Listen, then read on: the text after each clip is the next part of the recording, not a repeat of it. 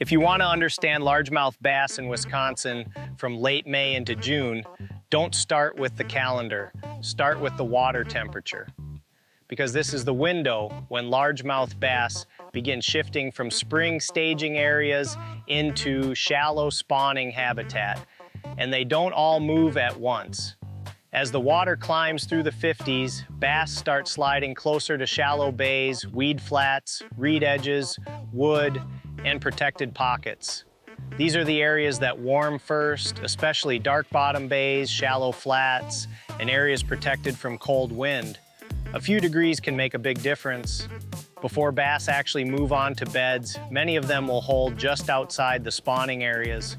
This is the pre-spawn staging zone. It might be the first drop-off outside a shallow bay, a weed edge near warmer water, a laydown, a dock, or one isolated piece of cover close to a flat.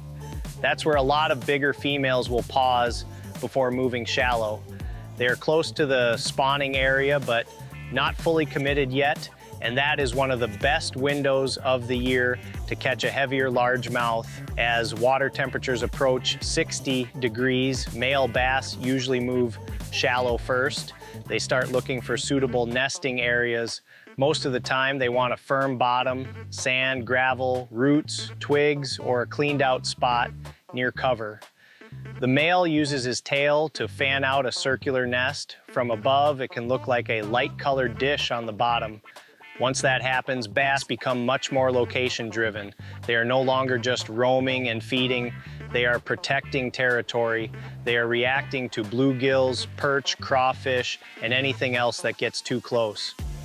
When water temperatures reach the low to mid-60s, spawning activity can really begin.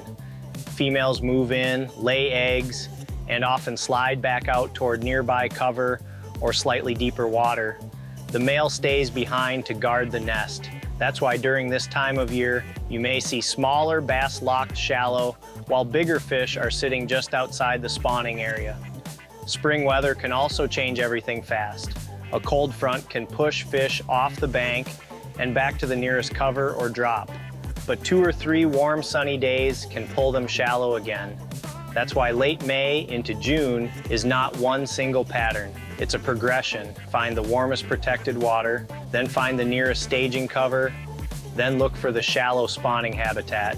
Because when you understand where largemouth bass are in that movement, you stop fishing random shoreline, and you start fishing the places they are actually using.